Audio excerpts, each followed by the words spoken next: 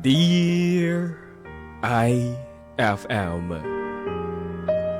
kung minsan, dapat mo ring tignan ang sarili mo.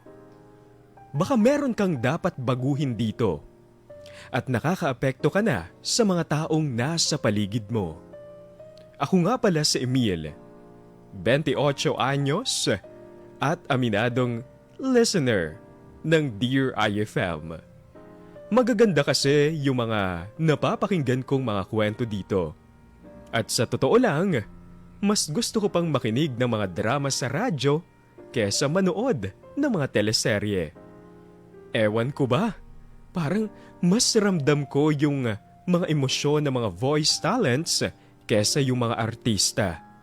Tsaka, mas nakaka-relate ako sa mga totoong kwento ng mga letter senders natin. At ramdam na ramdam ko rin ang kanilang mga pinagdadaanan. Wala naman talaga akong balak na magpadala ng kwento sa Dear IFM. Pero tingin ko kasi, may aral akong matututunan sa nangyari sa buhay ko. At yun sana ang gusto kong ibahagi sa aking mga kapwa listeners. Hoy, Emil! Abay, nagkalat na naman yung mga damit na pinagsuotan mo. Ayusin mo nga yan! Ay naman karating ko lang Pagod ako galing sa trabaho, huwag na kayong magsermon sa akin dyan. Hindi porket pagod ka hindi mo na aayusin yung nagkalat mong gamit. Emil naman, ano ba naman yung ilagay mo man lang sa marumihan yung pinagsuotan mo? Ang bigat nga po ng katawan ko, bumiyahe pa ako pa uwi. Nakita niyo naman yung mga damit ko dyan, no? Kayo naman yung magligpit niyan. Ba naman anak, ang sakit-sakit na nga ng likod ko. Dahil halos ako lang ang kumikilos dito sa bahay. Tapos ang gusto mo pa, ako pa magliligpit ng pinagubaran mo? Nay, pasensya na po kayo. Intindihin niyo na lang po ako. Kung wala po akong trabaho, tutulungan ko naman po kayo Ay hindi ko naman minamaliit yung ambag mong tulong dito sa bahay. Alam kong pagod ka rin sa pagtatrabaho mo. Ang sinasabi ko lang naman, wag mo rin naman dagdagan yung mga kalat na nililigpit ko rito, aba. Ay, sige na nga po. Kayo na yung tama, ako na yung mali. Lagi naman pong ganyan Aba, wag kang nagagalit sa akin. Pinagsasabihan lang naman kita. Ang hirap sa'yo Ayaw mong tanggapin yung pagkakamali mo. Kasi naman po, Nay. Napakaliit na bagay. Pinapasakit niyo yung ulo ko. Ay nako, hindi maliit na bagay yun, anak. Naaapektuhan mo na rin kami dito sa bahay Ano? Para yun lang naapektuhan kayo? Parang napakababaw niyo naman nun. Abay, lumagay ka nga sa posisyon namin. Para lang malaman mo kung ano yung nararamdaman namin, ha? Ay nako, isipin mo. Pagkatapos mong kumain, hindi mo man lang inililigpit at inuhugasan yung pinagkainan mo. Nay naman, Nay! Nandiyan naman kayo para hugasan yan Pati ba naman yun irereklamo niyo pa sa akin? Ay nako naman. Ang kalat-kalat nga ng mga gamit mo. Hindi mo man lang ayusin. Pagod na pagod din kami dito, aba. Tapos kami pa yung aasahan mo magligpit ng lahat ng bagay para sa'yo. Hindi ko naman po iniingi sa inyo na ayusin niyo po yung mga gamit ko. Kung naistorbo kayo, di huwag niyong galawin. Yun lang Hindi yun. naman pwedeng pabayaan lang namin yung mga kalat mo. Siyempre, aayusin pa rin namin yung mga yan. Kayo naman pala may problema Kung may kalat dyan, hayaan niyo lang. Para hindi kayo mapagod. Ay nako, ewan ko sa'yo, anak. Ayaw mo pa rin talagang makinig sa akin no? Napakasimple lang naman na ipinapaintindi ko sa'yo. Huwag kang maging makalat, huwag kang burara. Pero ayaw mo pa rin intindihin. Pambihira. Hindi ko maintindihan kung bakit lagi akong kinukulit ng nanay ko sa pagiging burara ko. Oo, aaminin ko na. Bata pa lang ako, ay ganito na talaga ako. Magulo sa mga gamit, hindi organisado, laging nawawalan o kung saan-saan inilalagay ang mga gamit at marami pang iba. Hindi ko sinasabing okay lang yung pagiging burara ko. Pero ang akin lang, eto na talaga ako Sana intindihin na lang nila kung ano yung pagkatao ko, lalo na ang pamilya ko. Sila naman ang nakakakilala sa akin at nakakaalam kung paano ako kumilos sa bahay. Pwede naman silang mag-adjust para sa akin. Pero hindi ganoon ang nangyayari. Imbes na unawain ako, ay nagagalit pa sila pagdating sa akin. Kuya Emil, pwede ba kita makausap? Wala ka namang ginagawa dyan Jill, Kung kakausapin mo ako, siguraduhin mo hindi nakabusangot yung mukha mo ha. Nakasira ka ng araw eh. Paano hindi ako bubusangot? Nawawala yung libro ko. Oh, libro mo naman pala yung nawawala eh. Anong kinalaman ko dyan? Malamang ikaw yung humiram. Tapos hindi mo man lang sinauli. Kung makaarte ka, parang hindi mo nawala yung libro ko ah. Bakit namimintang ka kaagad dyan? Hindi porket hindi mo makita, nawawala na yung libro mo. Hanapin mo! Ang sabi mo kasi nandito lang sa salas wala naman dito. Nandyan lang yan. Imbis na maghanap kasi, inuuna mo yung bibig mo eh. Ipinatong ko lang yun dyan. Imposibleng mawala yun. Hindi kuya, kanina pa ako naghahanap dito. Hindi ko talaga makita yung libro eh. Dapat kasi sinuli mo na lang sa akin ang derechahan eh. Wala ka talaga makikita kung puro ka paninisi sa akin. Lalabas na muna ako. Nairita ako sa'yo eh. Hoy kuya, tulungan mo naman ako. Ikaw na nga tong nakawala ng libro ko eh. Hindi ko hinala yung libro mo, okay? Kanino pa sinasabi sa akin yan ha? Nanadya ka ba? Lang nga namang ako. Ang problema kasi sa'yo, hindi ka responsable sa mga hinihiram mo. Oy, hindi kita nanay ha, kaya huwag mo akong sisarmonan. Kahit nga kay nanay, hindi ka nakikinig eh. Ilang beses ka na niyang pinagsabihan sa pagiging burara mo. O hanggang ngayon, hindi ka pa rin nagbabago. Ikaw ha? Huwag mong ginagamit si nanay sa akin dito. At huwag mo akong pinapakialaman. Burara na akong burara. Yun ako eh. Hindi ko babaguhin yun sa sarili ko, okay? Buti sana kung hindi mo kami naaapektuhan dito sa bahay. Tumadagdag ka pa nga sa mga problema eh. Saka ka magsalita sa akin ng ganyan kapag nagtatrabaho ka na. Hindi ka pa nga sumasahod dyan eh. Nagmamalaki ka na sa akin. Wow, ang yabang mo naman. Kahit wala pa akong trabaho kuya, hindi ko naman pinapahirapan yung mga magulang ko. Hoy, kayong dalawa. Okay, tama na nga yung pag-aaway nyo. Ang dahil lang sa libro nagkakagulo kayo. Ito na yung libro. Nakita ko dyan kanina. Ang bihira. Si nanay naman eh, kanina pa ako naghahanap. Nasa inyo lang naman pala. Tingnan mo, nakita mo. Kanina mo pa ako pinagbibintangan. Nakainanay lang pala. Hoy, hindi ka pa rin lusot, Emil. Kasalanan mo pa rin kung bakit nawala yung libro ng kapatid mo. Bakit ako na naman? Alam nyo, parang wala na kayong ibang gustong sisihin kung hindi ako lang lagi. Aba, alam mo ba kung saan ko nakita yung libro? Ang akala mo yata iniwan mo lang dito sa sala. Pero hindi. Naiwan mo sa banyo. Di sa lahat-lahat naman ng paglalagyan mo ng libro doon pa. Maayos ka nga. Pwede bang tigilan nyo na nga ako? Lagi na lang ako yung may kasalanan dito eh. Kailan ba ako magiging tama sa inyo? Kung hindi nyo matanggap yung pagkatao ko, pues, magtiis kayo.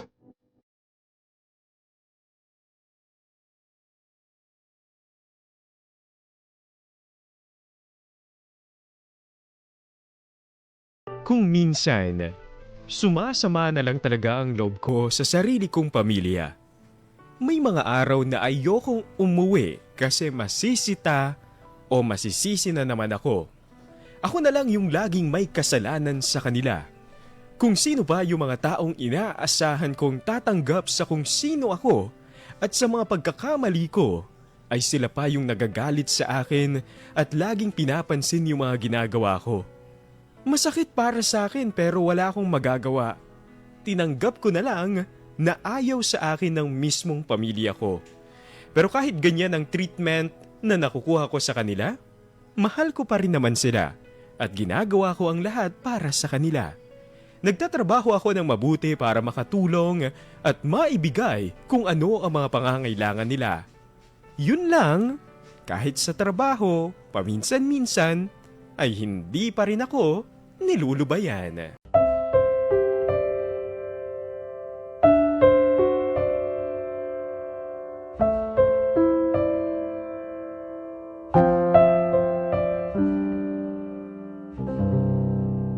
Gusto niyo raw po ako makausap? Emil, maupo ka.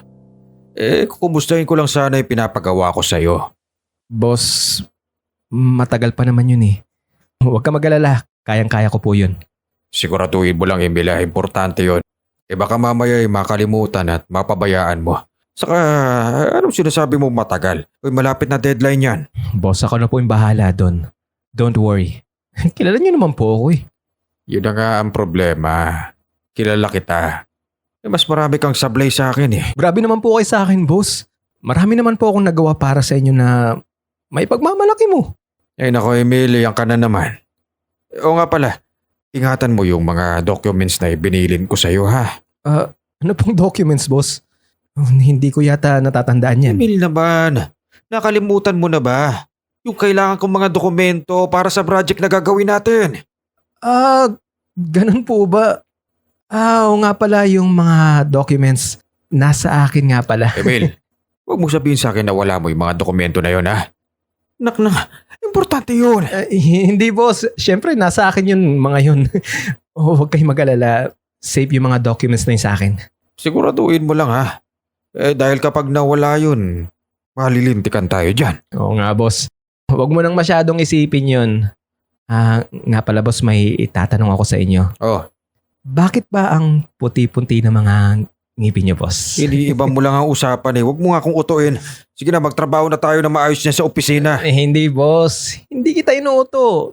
Totoo naman eh. Maputi yung ngipin mo eh. Ano bang sekreto mo? Sabi mo naman sa akin yun, oh. Baka sa toothpaste ko. Yung ginagamit ko yung Goodbye sa Tooth Decay. Yung unique toothpaste everyday.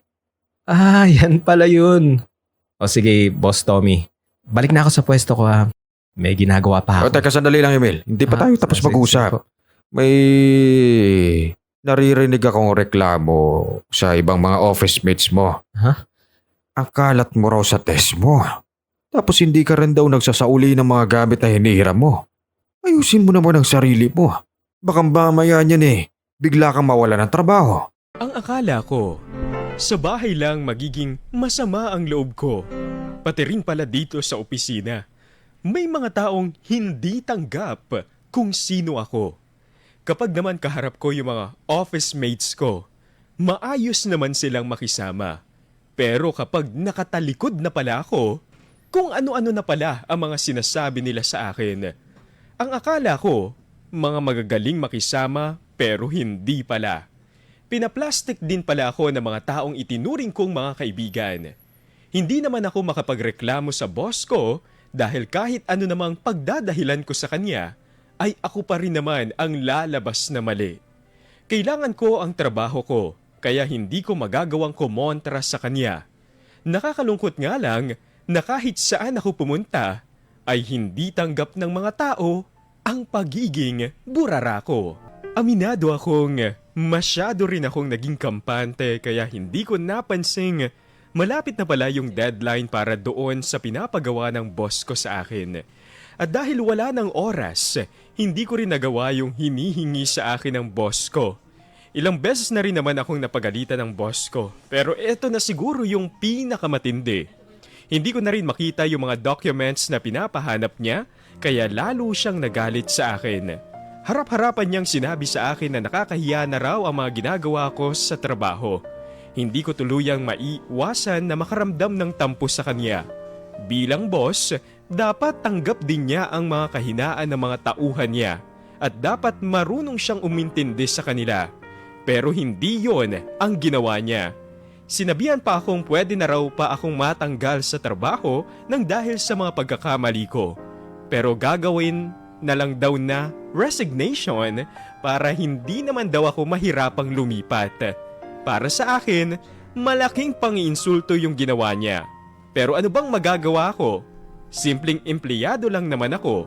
At hindi ko tuloy alam kung paano ko sasabihin to sa pamilya ko. Oh, Emil, kakarating mo lang sa bahay na kasi mangot ka na kaagad. Bakit? May problema ba? Wala lang, Nay. Pagod lang talaga ako sa biyahe. Ay nako, hindi anak eh. Kilala kita. Kapag ganyan ang itsura mo, may pinagdaraanan ka. Hayaan niyo lang po ako, Nay. Alam ko namang wala rin kayo magagawa dito eh. Hindi pwedeng hindi natin pag-uusapan yan. Ang problema dapat hinaharap, hindi tinatalikuran, anak. Okay. Wala na po akong trabaho, Nay. Ano? Hindi na po ako makakapagbigay dito sa bahay. Bakit naman nangyari yun? Bakit tinanggal ka nila sa trabaho? Hindi po nila ako tinanggal. Pinag-resign po nila ako. Labag man po sa kalooban ko pero wala naman po ako nagawa. Ano naman yung dahilan bakit ka nila pinag-resign? May nagawa ka bang kasalanan sa kumpanya, anak? Pwede ba, Nay, huwag na lang po natin pag-usapan yan. Pagod na po ako. Alam kong pagod ka pero gaya nga ng sinabi ko kanina, hindi mo pwedeng takasan ng problema. Kaya pag-usapan natin to na maayos, anak. May mga nawala po kasi akong dokumento na ibinilin sa akin. Ay, naku. Kailangan po yun para sa project na gagawin namin. Tapos po, may inutos po sa akin na hindi ko nagawa. Kaya hindi po umabot sa deadline. Ay, naku, yan ang habang sinasabi ko, Emily. Tanggalin mo na kasi sa katawan mo yung pagiging malilimutin at pagiging burara mo. Kaya naman ayaw kong pag-usapan talaga to eh. Ako na naman yung problema. Ako na naman yung may kasalanan. Eh, hindi Ayan. naman sa ganun, anak. Kaya lang kasi, matuto ka namang makinig sa mga paalala ko sa'yo para hindi ka napapahamak. Nay, huli na po ang lahat para dyan. Huwag niyo na pong ulit-ulitin sa akin yan. Okay ba yun? Pero wag po kayo mag-alala. Mag-render pa naman ako ng 30 days. May isang buwan pa bago ako mawalan talaga ng trabaho. Bago mawalan talaga ako ng silbi sa bahay na to. Ay, naku, wag ka nga magsalita ng ganyan. Kung natapos na ang pagtatrabaho mo dyan, di lumipat ka sa ibang kumpanya. Basta siguraduhin mo lang na sa bagong papasukan mo, aayusin mo na yung trabaho mo, ha? Yan ba talaga yung tingin niyo sa akin dito? Hindi maayos? Bakit? Hindi ba ako nagtrabaho at nagbigay para sa pamilya natin? Yan ang hirap sa inyo eh. Porke burara lang ako, lahat kayo, hinuhusgahan niyo na ako. Sunod-sunod na kamalasan na yung mga nangyari sa akin. Pagkatapos, eto pa yung gagawin sa akin ng nanay ko. Ibang klase talaga ang pamilya ko. Masama na nga ang loob ko, lalo pa nilang pinabigat yung nararamdaman ko. Kung minsan tuloy, nagdududa na ako kung mahal ba talaga nila ako.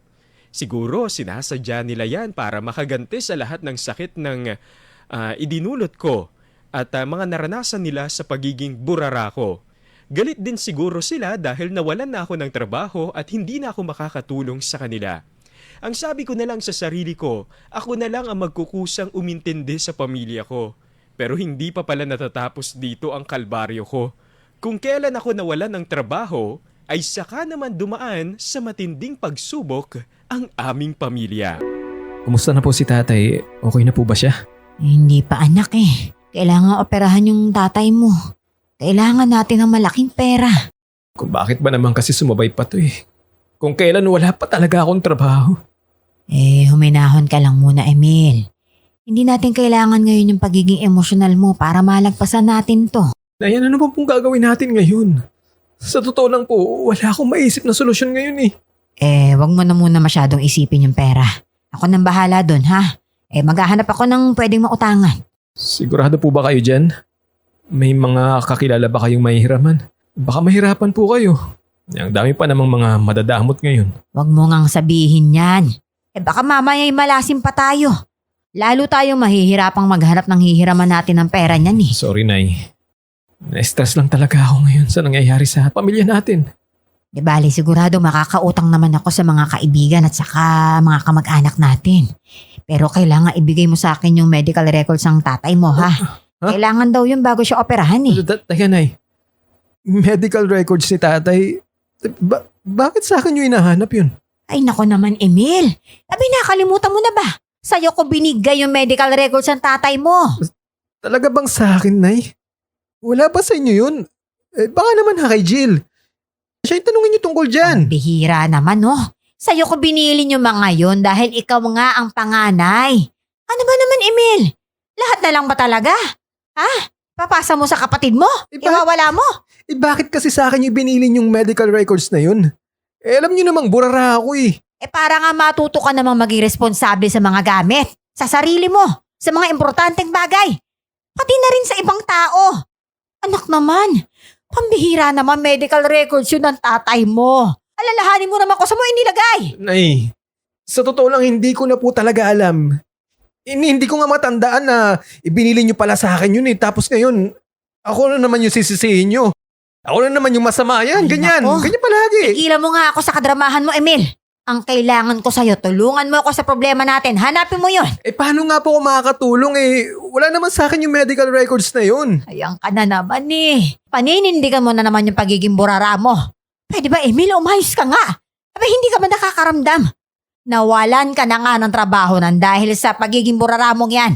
Hanggat hindi mo inaamin sa sarili mong may mali sa'yo, wala talagang mangyayaring maganda sa buhay mo. Hindi ko naman maintindihan kung bakit ba sa akin ipinatago yung medical records. Alam naman ni nanay na importante yun. Pero ipinagkatiwala niya ang mga yun sa isang taong burara. Hindi ko alam kung nag-iisip ba ng mabuti yung nanay ko o talagang gusto lang niya akong pahirapan. Napilitan tuloy akong maghanap sa loob ng bahay, lalong-lalo na sa kwarto ko. Ang sabi nga ni nanay, nasa akin nga raw kahit hindi ko ito matandaan na ibinigay niya sa akin yon. Nagwala pa ako sa sobrang frustration dahil hindi ko makita ang medical records ni tatay. Hanggang sa napagod na lang ako at nagkaroon ako ng realization sa sarili ko. Kaya naman talaga nagkakaroon ng problema yung mga taong nasa paligid ko nang dahil sa akin. Mahirap tanggapin pero yun ang katotohanan. Hindi naman pwedeng laging ganito na lang. Tama si nanay. Kailangan ko ring baguhin ang sarili ko para may mangyaring maganda naman sa buhay ko. At kailangan ko nang kumilos ngayon dahil nakasalalay dito ang buhay ng tatay ko. Pasensya na nga po pala kayo sa akin nung isang araw. Hindi ko po gustong sumagot ng pabalang sa inyo eh. Ayos na yun anak. Naiintindihan naman kita. Ako rin naman hindi rin maganda yung mga nasabi ko sa'yo noon Pasensya na. Naintindihan ko po kayo. Tsaka may karapatan naman po kayong pagalitan ako eh. Ako po yung nagkamali. Ako po yung may kasalanan. Siguro. Nagiging emosyonal lang tayong lahat ng dahil nga sa sitwasyon na pinagdadaanan natin ngayon. Nako Nay, mabuti na lang at wala ako doon nung sinagot ka ni Kuya dahil kung hindi, makakatikim ka talaga sa akin Kuya. Ay nako Jill, tama na yan. Humingi na nga ng paumanhin sa akin ng kuya mo Huwag niyo nang pag-awayan yan ha. Sige na nga ho Nay. Ayoko ring marinig ni tatay na nag-aaway tayo dito Baka lalong hindi makabuti sa kanya.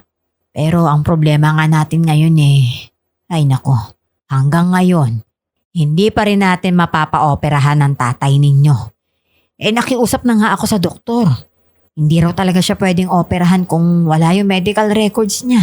Ay naku, saan ba natin hahanapin yun Nay? Hindi naman matandaan ni Kuya Emil kung nasaan yung medical records ni tatay. Baka naman po nasa inyo Nay. Wala Naghanap kasi ako sa loob ng kwarto ko. Oh. Kaya ngayon lang ako nakadalaw dito. Magulo sa kwarto ko pero may nakita ako. Nay, pakicheck nga nito. Ito ba yung medical records na hinahanap natin? Patingin nga anak. Ito po. Ito nga Emil. Ay, sabi ko na nga ba sa'yo Sa'yo ko nga talaga binilin to. Natsambahan ko lang, Nay. Ay, salamat. Nakahalo lang pala yun sa mga gamit ko. Mabuti na lang at nakita ko po yan. Jill, kunin mo na tong medical records ng tatay mo ha. Tapos ipakita mo kaagad sa doktor. Baka pumayag na silang simulan na yung operasyon ng tatay mo ha. Sige Nay, ako na pong bahala. Okay ka ngayon Kuya Emil Ikaw yung hero namin ngayon sige na, alis na ako. Ay naku Emil anak, maraming salamat naman. Nay, hindi ko naman matitiis na magtagal pa si tatay dito sa ospital. Gagawin ko rin ang lahat para mahiligtas ko yung buhay niya sa abot na makakaya ko. Ay salamat naman. Nasimulan mo na rin lang anak. Sana ituloy-tuloy mo na yan ha. Huwag ka sana magagalit sa akin. Pero sana ituloy-tuloy mo nang ayusin ang sarili mo ha. Oo naman po Nay. Sa totoo lang, naglinis na rin ako sa kwarto ko. Lahat ng mga magugulo dun, inayos ko na. Ay, salamat naman sa Diyos anak kung ganon. Alam mo naman kung ano mga dapat mong baguhin sa sarili mo hindi ba? Opo, Nay. Nagising na rin po kasi ako sa katotohanan. Ay, mabuti. Hindi ko man mababago ng buong buo yung sarili ko pero pipilitin ko po na maging responsable na. Hindi lang po sa mga gamit ko o sa mga ipinapahiram sa akin. Pati na rin po sa mga taong nasa paligid ko. Kinakailangan pang malagay sa panganib ang kalusugan ng tatay ko para lang maintindihan ko kung ano ang mga pagkakamali ko. Mabuti na lang at hindi naman nasakripisyo ang buhay niya. Dahil agad din naman siyang naoperahan at sa ngayon, okay na siya. Sinisimulan ko na rin ang mga pagbabago sa buhay ko. Paunti-unti inaalis ko na ang pagiging burara ko. Inaayos ko na ang lahat. Lagi na akong maayos sa mga gamit at hindi ko na nagiiwan ako ng mga kalat o dumi. Hanggat maaari sinisigurado kong hindi na ako nakakaabala sa ibang mga tao. May sistema na rin ako sa mga ginagawa ko. At masasabi kong mas responsable na ako ngayon. Hindi man perpekto pero hindi na rin ako katulad ng dati. At ngayong may bago na rin akong trabaho, ipinangako ko sa sarili kong hindi ko nasasayangin ang pagkakataong ito. Maraming salamat at sana'y may natutunan ang mga kapwa ko listeners sa kwentong ito. Nagmamahal, Emil.